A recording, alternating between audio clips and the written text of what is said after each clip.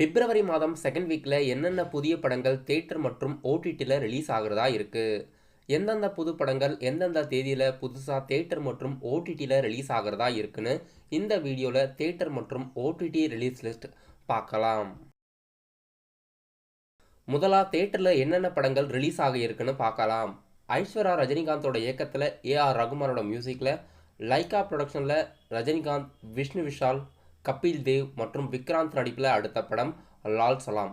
Cricket base பண்ண political படம் பிப்ரவரி 9ஆம் தேதி தியேட்டரில் ரிலீஸ் பண்ணுறதா அறிவிச்சிருக்காங்க. இந்த படம் இந்த வாரம் ஹை பட்ஜெட் படமாக லைகா ப்ரொடக்ஷன் ப்ரொடியூஸ் பண்ணி பிப்ரவரி 9ஆம் தேதி தியேட்டரில் ரிலீஸ் ஆகுது. குட் நைட் படத்தை இயக்கிய படக்குழுவினர் அடுத்ததா மணிகண்டனை வச்சு மறுபடியும் இயக்கின படம் லவ்வர் படம் இந்த வாரம் பிப்ரவரி 9ஆம் தேதி லவ் பேஸ்டு படமாக தியேட்டரில் ரிலீஸ் ஆகிறதா இருக்குது. இந்த வாரம் இந்த படமும் தியேட்டரில் ரிலீஸ் பண்ணுறாங்க. இப்போதைக்கு தமிழ் சினிமாவில் இந்த இரண்டு படங்களும் அதிக எதிர்பார்ப்போட லால் சலாம் மற்றும் லவ்வர் படம் கம்மிங் வீக் தியேட்டரில் ரிலீஸ் ஆகிறதா இருக்குது. இந்த இரண்டு படங்களை தவிர்த்து தமிழ் சினிமாவில் ஒரு ஸ்மால் பட்ஜெட் படம் இமெயில். இந்த படமும் பிப்ரவரி 9ஆம் தேதி தியேட்டரில் ரிலீஸ் பண்ணுறதா அறிவிச்சிருக்காங்க. இப்போதைக்கு தமிழ் சினிமாவில் இந்த வாரம் லால் சலாம், லவ்வர் மற்றும் இமெயில் இந்த மூன்று படங்களும் அஃபிஷியலாக பிப்ரவரி 9ஆம் தேதி தியேட்டரில் ரிலீஸ் ஆகுது.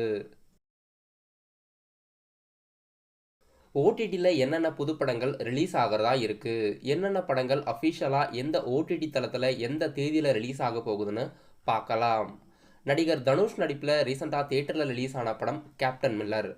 அருண் மாதேஸ்வரனோட இயக்கத்தில் ஜிவி பிரகாஷ் அவர்கள் மியூசிக் கம்போஸ் பண்ணி படம் பொங்கல் முன்னிட்டு தியேட்டரில் ரிலீஸ் ஆகியிருந்தது. இந்த படம் இப்போ அஃபிஷியலாக அமேசான் பிரைம் ஓடிடி தளத்தில் பிப்ரவரி 9ஆம் தேதி மல்டி லாங்குவேஜில் ஓடிடியில் ரிலீஸ் பண்ணுறதா அஃபிஷியலாக அறிவிச்சிருக்காங்க. இந்த வாரம் பிப்ரவரி 9ஆம் தேதி கேப்டன் மில்லர் படம் அஃபிஷியலாக அமேசான் பிரைம் ஓடிடி தளத்தில் ஓடிடியில் ரிலீஸ் ஆகுது.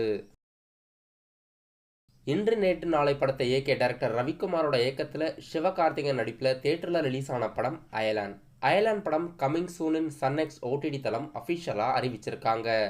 இந்த வாரம் பிப்ரவரி 9ஆம் தேதி அஃபிஷியலாக சன்நெக்ஸ்ட் ஓடிடி தளத்தில் ரிலீஸ் ஆகிறதுக்கு வாய்ப்பு இருக்குது.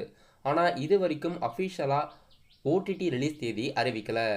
மோஸ்ட்லி பிப்ரவரி 9ஆம் தேதி சன்நெக்ஸ்ட் ஓடிடி தளத்தில் எதிர்பார்க்கலாம்.